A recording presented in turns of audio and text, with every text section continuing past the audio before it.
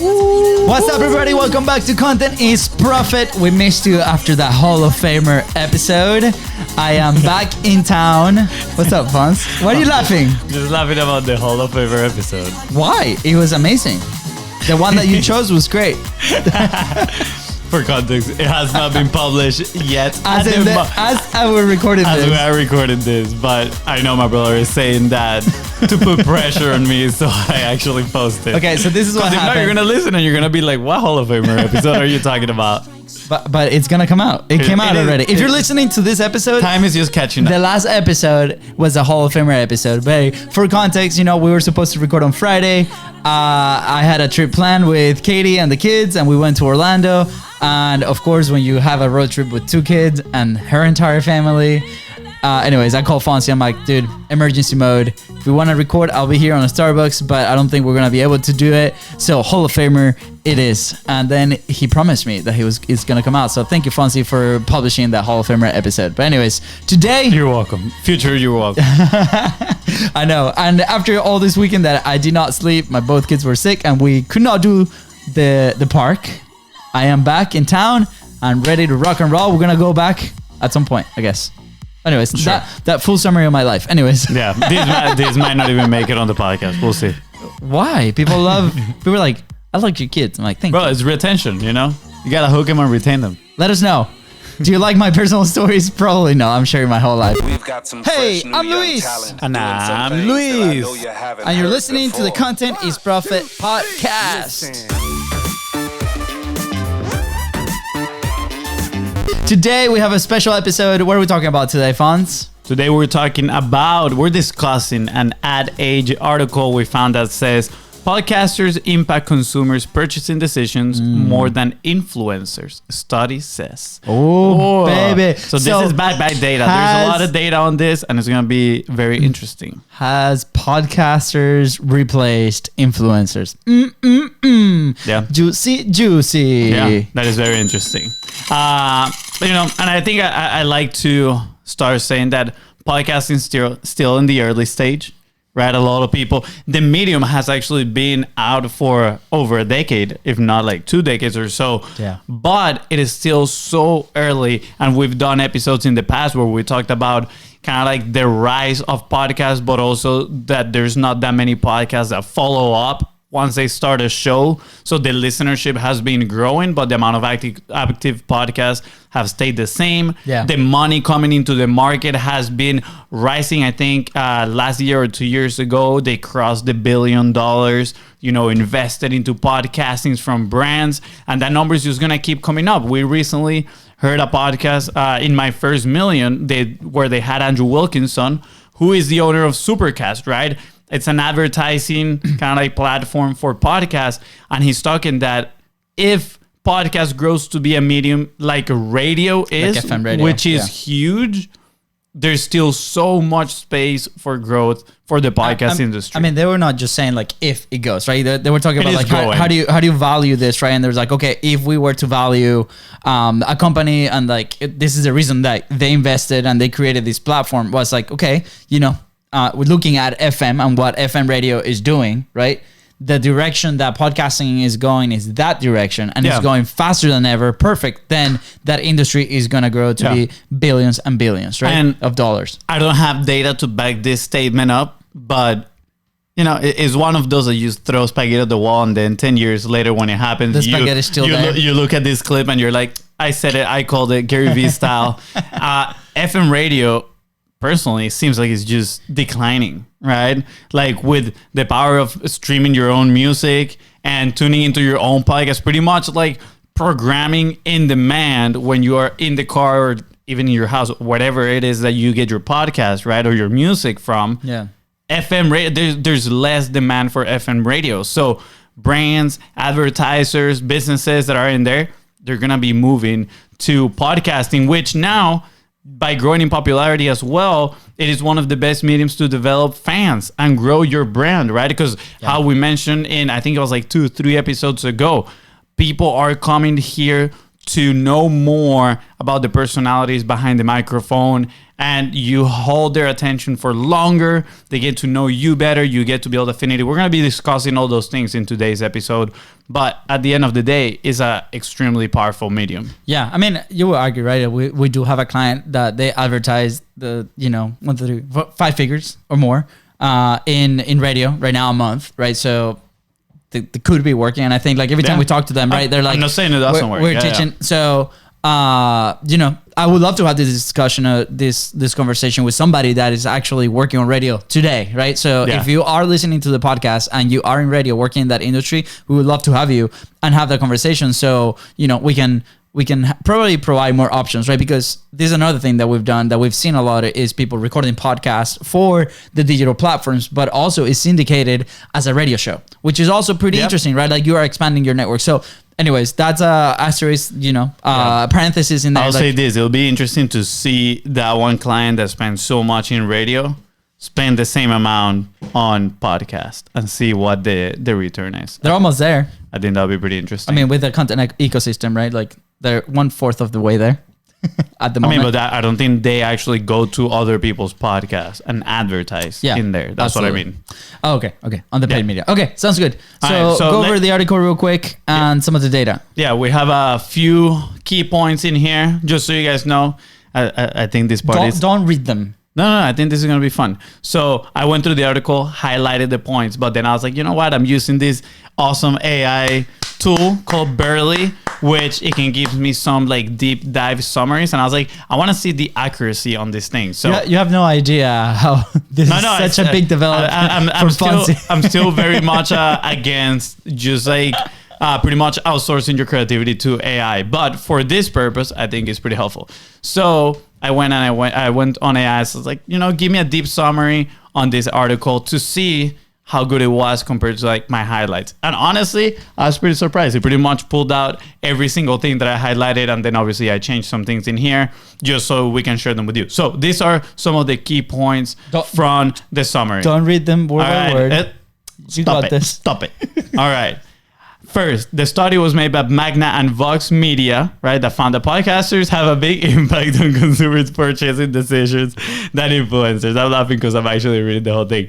They surveyed 2,000 weekly podcast listeners, right? Which they cited podcast hosts as the most influential figures shaping their actions and beliefs. I think those two words are pretty key: actions and beliefs. This could have implication for brands looking to prioritize their spokespeople and brand ambassadors. Yeah, I mean, I like this. Like previously, we've mentioned on the podcast that the trust that you're able to build with the people that listen to you, right, is pretty high, right? You're in their ears for a long period of time, and we've had incredible people in our community that we've been able to develop some amazing relationships, and they write us back, right? And they start asking these amazing questions of things that we've said in the past, and I think it's great. So thank you for all the people that listen to this. But you look at all the other platforms, and it's really challenging, right, to connect that much because you're spending 40, 20, 30, 40, even an hour together. As part of that conversation, right? And I think, some of the podcasts that we like, these are conversations that are happening about a topic, and then you or us as a listener, as a consumer, drop into those conversations, and we start to get to know the podcast hosts, right? The people that they come, and it's just, you become so attached to that if you actually resonate with the message and their personalities, which is great, right? On the host side, I think that's a great filter to start bringing in the people that actually resonate with you, right? And I think this is an interesting topic where a lot of companies go into this thinking they're going to attract massive amount of people. But again, talent is a big element, right? There's so many factors that we're going to be discussing. Yeah. But, I think that has to do with... That is a very important point to be like, okay, am I using this platform to attract the people that are closer to our frequency as a business, right? And on top of that, being educated and our frequency as human beings. Well, that too. I want to make 2 points here from, actually 2 podcasts from the HubSpot Podcast Network. Shout out. Let's go. So one of them is My First Million. I actually showed you the clip about Shan Puri talking about how he doesn't think about it as you need to build a community. He's like, you need to build a cult. And then he makes the reference of people actually like their podcast mainly because it's two dudes having fun. It's like their personality infused, and it feels for people. It's like, oh man, I feel like I'm hanging out with them and I want to hang out with them. And then the other point, which links to this, is on Marketing Against the Grain, which is a podcast by the CMO of HubSpot. They are talking about AI, and they said video is gonna just rise up. It's gonna be way more important, and creators are gonna be more important. And in my mind, I was like, well, why is that? I started asking myself, and I said, well, guess what? People already know that AI is out there. So probably every single piece of content that they're going to see, they're probably going to start judging it with different set of eyes. And they're going to be asking, is this real? Did the creator wrote this? Did the creator actually did this? Or is this all AI created? And I think right now, the fact that the creator can be in front of the camera, be themselves until there's AI that can replicate that identically, that's going to bring more value, because I think it brings that feeling of safety. Like, this is an actual person delivering the message and connecting with me. So it's going to be very strong. Now, once AI, and this is, again, another spaghetti at the wall moment. Once AI manages to pretty much clone a person and do this, what we're doing right now, all through AI, I think it's going to go back to in real life events and communities. Like, that's going to be even bigger, because now people are going to be like, I need security that I'm talking to a real human being and not all a robot. Need to see it to believe it, right? Pretty much. And again, like we've talked obviously many in a few episodes, right? Like, how do we think AI can help your creative process, right? And it's not the whole thing. It's meant to kickstart ideas, to, you know, serve you as a bouncing wall, you know, that you can that sounding board that you can bounce ideas off of, and then maybe a bouncing wall, yeah. And then that can supercharge your creation process. But at the end of the day, it comes down to you as a creator, as a personality, as the talent, because you're gonna be able to build that trust with somebody that's listening to you. And guess what? Once you have that trust, right, you can deliver as much value as possible, right? And they're gonna keep coming back. And that's what we want as a business, right? As a company, as entrepreneurs, right? Is we want that community of people to be next to us throughout the whole way. Yeah, 100%. Next one, 2/3 of the people surveyed felt a deep connection towards their preferred podcast host, with millennials reporting an even higher connection rate at 81%. That's really not pretty big. That is extremely big, right? And which it pretty much implies that there's going to be a change of thought around influencer marketing. Because right now, most influencer marketing, when we hear about it, is, you know, Instagram, TikTok, like all these brands, sure, obviously YouTube, but there's not that much talk about podcasting. And yes, there's people that actually have done it and they're doing a really good job. I have a cool case study on this. Ooh, share. Yeah. So not so long ago, I was on a road trip with Katie, my wife, and she loves to consume short form content, right? She loves to consume Instagram. That's her platform. That's what she loves to do. And every time we're on a long road trip, right, I push to listen to podcasts, right? Because they keep me entertained. They keep me awake as I'm driving, right? But she does not like listening to podcasts at all, right? She's listened to maybe one episode of our episodes of her show. So I was like, I'm trying to pitch Katie on the idea to listen to this podcast. And around the same time, we're pretty big Nintendo fans. Like, she loves Nintendo games and different things, but we did not have a Nintendo console at the time at the house, right? So for those that play video games. So anyway, so we're driving and I found a show that I thought I would pitch to her that she will maybe interested into listening, right? So the show is called Business Wars, and they were talking about Nintendo versus PlayStation. And if you haven't listened to this show, it's amazing. It's like documentary style. It's very well produced, right? It's like a podcast movie. It's like a podcast movie. Yeah, exactly. So I'm like, hey, Katie, give this show a chance. And I think we had about like 4 hours of drive, and we listened to the whole series. They do like 5 to 6 episodes, right? And it was talking all about Nintendo, how they rose to the top with PlayStation and the battle and all the things, right? Like a novel. And at the end of the 4 hours of this, Kitty was like, why don't we stop in Target? I'm like, what do you want to buy in Target? I'm like, let's go get the Nintendo. Let's go get the Nintendo Switch. And that's how we ended up purchasing the Nintendo. It's like through this story, right? Through this thing. And of course, there was not a spokesperson for Nintendo at that point, but it drove the decision to go and make a purchase, right? And at the end of the day, that's the job that we want our content to do if we are a company. And that was so exciting, right? Because obviously we were thinking about it. We've seen clips, we've seen the advertising, we've seen everything, but it wasn't until we actually consume a piece of content that was relevant to us, that it was entertaining, right? Even though at the first she didn't want to really consume that podcast episode, it drove a decision that came from her. And then we ended up buying the Nintendo. We've had really good times with our family playing those games. So think about the times that maybe you as a consumer went through either a podcast episode or some other kind of content, right? And then went out and bought that product, right? It happened with me with F1, for example, right? We saw the documentary that they did on Netflix, Drive to Survive, and immediately I became a fan, and I've been consuming F1 ever since, right? That was a great move with Liberty Media. We have episodes that talk about that. Mm-hmm. You can go ahead and listen to that specifically with that strategy. But again, I think this is so incredible, and it backs up this data that connection rate is about 81%. It's so high, right? So we definitely encourage you to start exploring on this medium. Yeah, 100%. And I think you might be asking it, why? Why is that, right? And what comes to mind is length of time spent with somebody potentially increases more the trust with that person. Yeah. And that's why when you are going to buy something online, a course, right, something that requires an investment, you see these hour-long webinars, or you see these very long sales pages. And it's because it is proven that those long-form piece of content, if you retain people's attention for a longer piece of time, they convert better, right? Yeah. And yes, we as human, we like to think that, we have evolved a lot and whatnot, but psychological, actually, we haven't changed that much, right?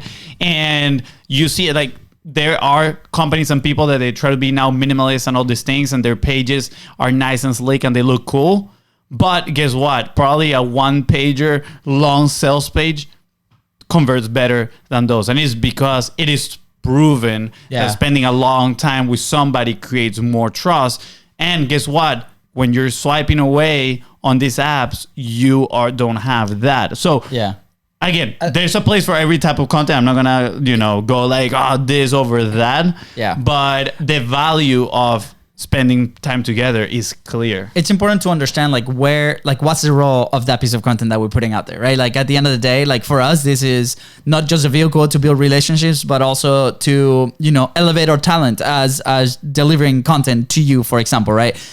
How leveling up our skills on bringing you information that's relevant in the industry. So again, what is the role of not only the creation, but also the publishing side of your content? And just in fact, this morning I was in a meeting with one of the companies that we work with, right?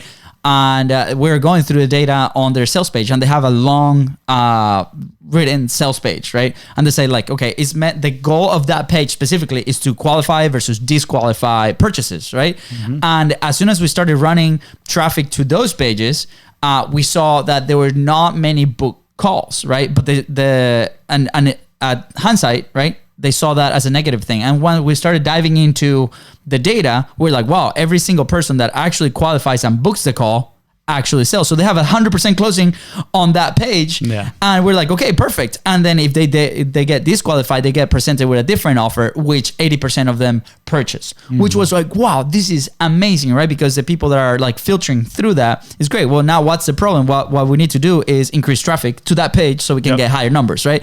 So that's how you should be seeing at your content. Be like, perfect. Your piece of content is meant to, build trust, right?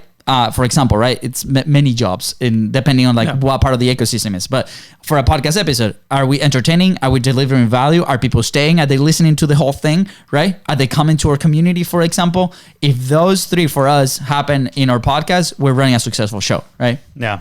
All right, I'm going to go to the next one. I'm going to actually skip one of these. I think it repeats itself. But this one, podcast hosts are trusted resources for both financial and personal decision-making, according to over 75% of respondents. That's huge, right? And then at the beginning, we talked about how they influence actions and beliefs. And it's not the quiet case study, but I experience that all the time. I listen to this podcast first because I look for podcasts created by people that I look up to, right? That they've done the things that I want to do, or they're living the life that I would like to live. And that's the type of people I'm going to take advice from, right? And it's never been easier in the history of humanity to get access to people's knowledge. So before, sure, you needed to be an apprentice. Like the mentor had to be like right there with you, teaching you things. Nowadays, anybody literally can be your mentor.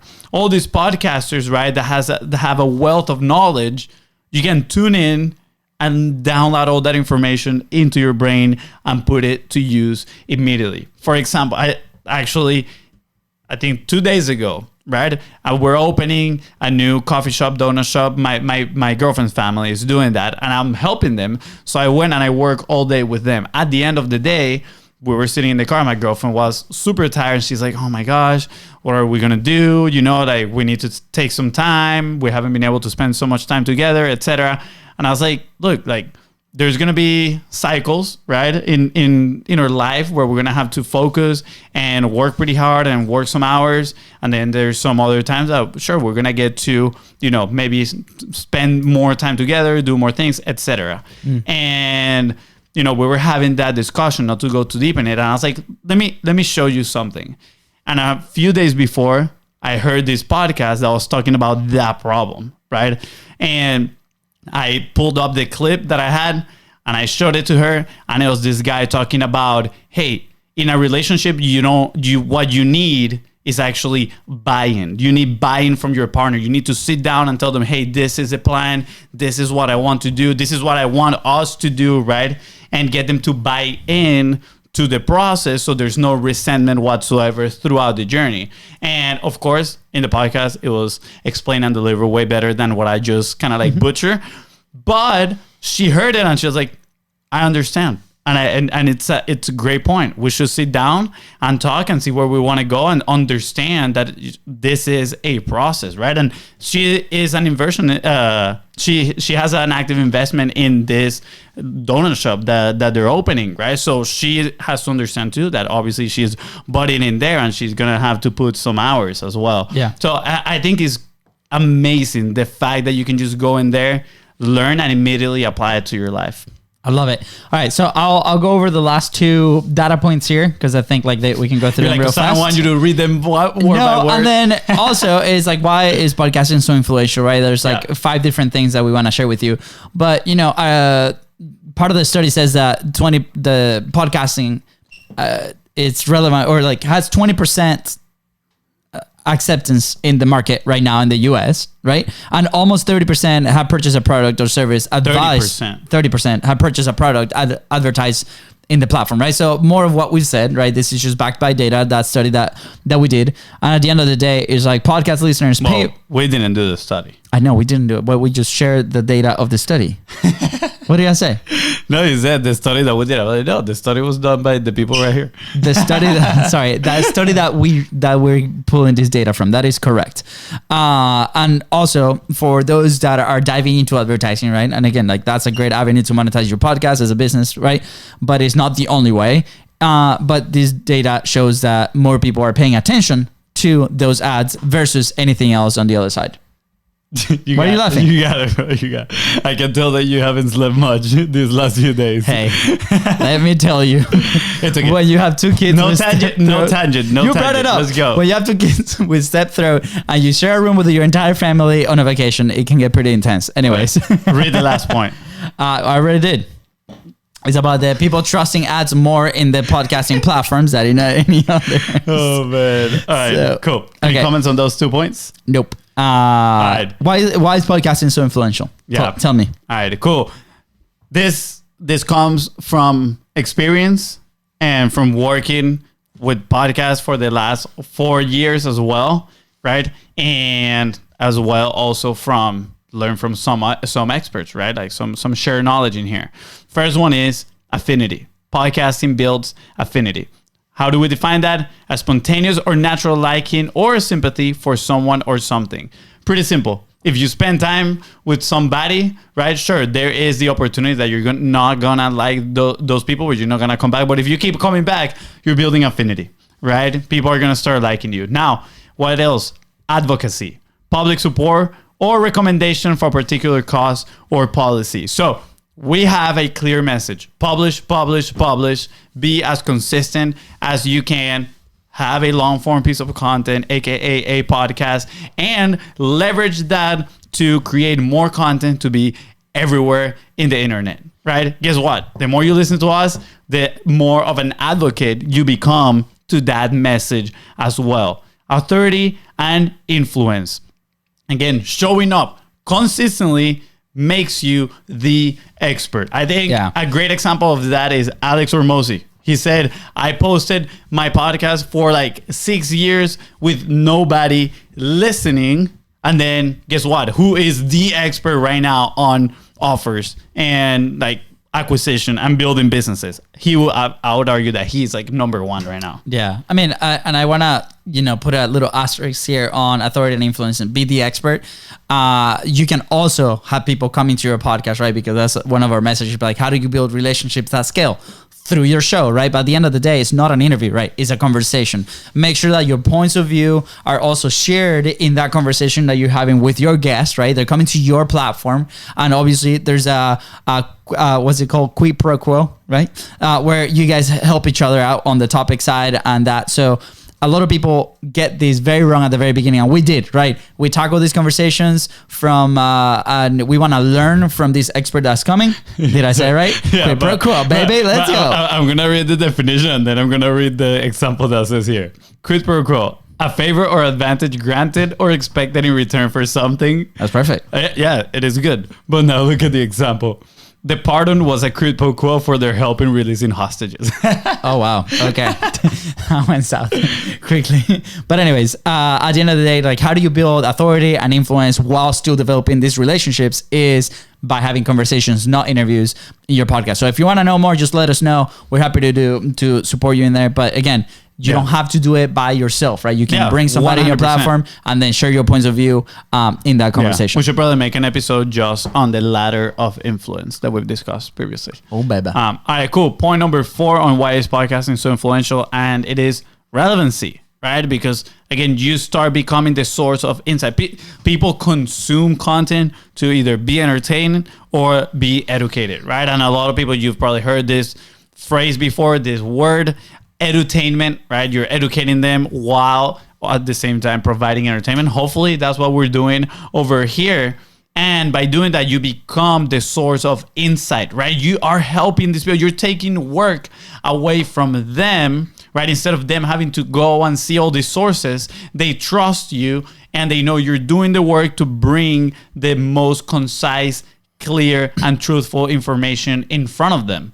So you become their source of insight. You are relevant to them. And last, and honestly, one of the most important, because without this, they're not going to move on and take any action that you ask them to take, whether that is just following your podcast, whether that is buying a product, or whether that is joining whatever ecosystem you got going on inside of your business. And that is trust, right? A firm belief in the reliability, trust, truth, ability, or strength of someone or something. Yeah, I mean, I want to add to the last one, right, on trust.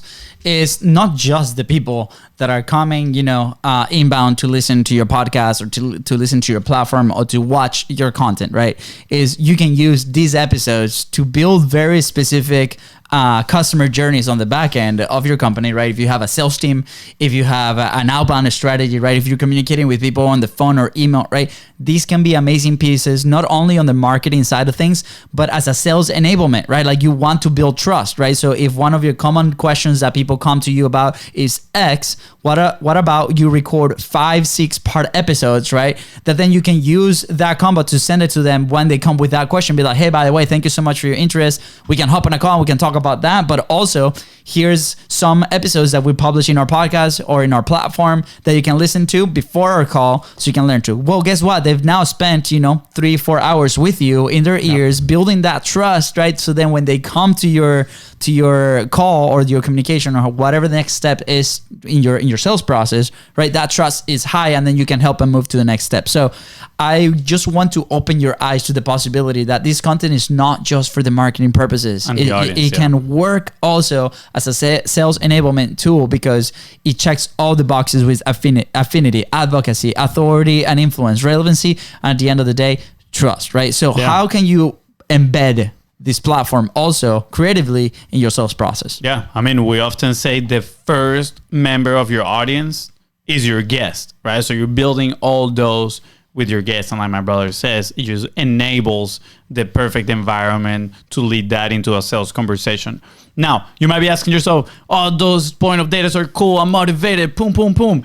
And podcast is very influential. I totally agree with you. How can we develop these? And we're not going to give you a step-by-step roadmap right now. If you want to learn more about that, make sure you reach out to us at BIZBROS Co. on Facebook or Instagram. We'll be more than happy to share it.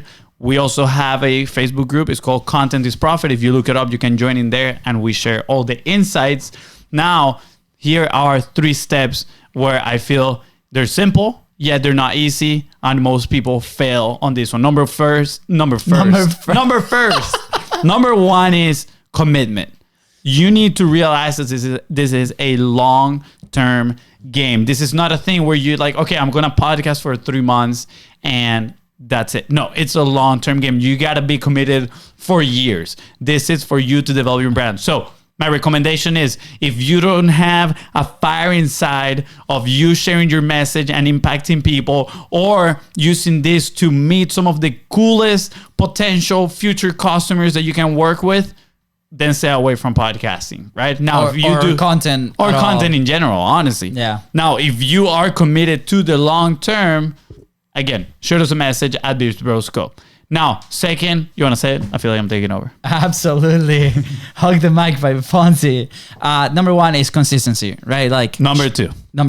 What did I say? You said number 1. Oh my gosh, I need some sleep, guys. Okay, number 2, consistency. Show up every single time. Like, what is your consistency cadence? What is your commitment to consistency, right? We've shared this story many times with 45 Live. And when we launched the show, right, with 45 Live was, hey, we're going to show up every single day for 5 minutes, right?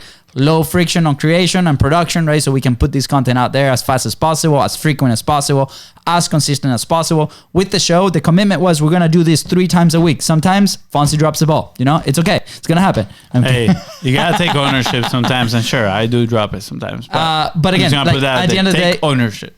Without that commitment to consistency, I don't think we would have made it to 414 and 16 episodes, right? That's a ton. And that's an amazing lever point. Every time we have a conversation, we share this, people are like very impressed, right? It shows that you're committed to your process, that you're committed to the thing that you're doing, and that will give trust to the people that you're trying to talk to. So yes. Consistency, show up every single time for a long period of time. What is your consistency cadence? It doesn't have to be 3 times a week. It doesn't have to be daily.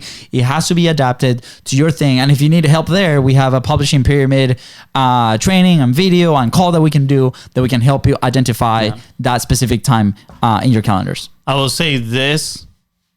It is proven that the more you post, the more you show up, the more you grow. Now, that being said, like my brother was saying right now, you need to find your consistency, work on that, and then look for ways to increase that consistency. Because let me tell you, if your consistency, and it's okay if it is only once a month that you can create a certain piece of content, right? It's still going to take you a longer period of time to maybe achieve the goals that you're looking for with that content. So if that's all you can manage, good. Do it until then you have the resources or the capacity to increase that consistency, and then make your goal just publish more. Increase that volume, obviously without compromising the quality of the message, which is the most important part. And then third, on how can you develop these, is clarity, right? Bring answers to people's problems and do the work for them. Don't just jump on the mic, and waste people's times.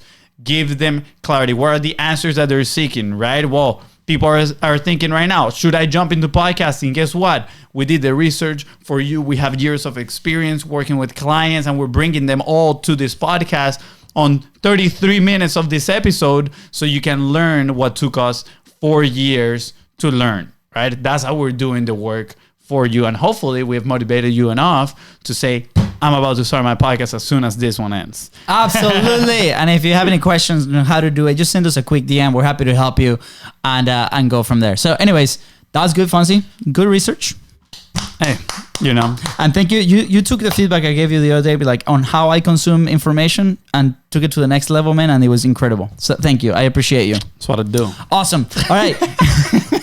With that said, guys, thank you so much for tuning into the Content is Profit podcast. Go ahead and follow the show in your favorite podcasting platform and on social media at BIZBROS Co. That is right. If today we help you move one step closer towards an awesome content ecosystem, please don't forget to share this episode and leave a 5-star review. Let's go. Bye, guys.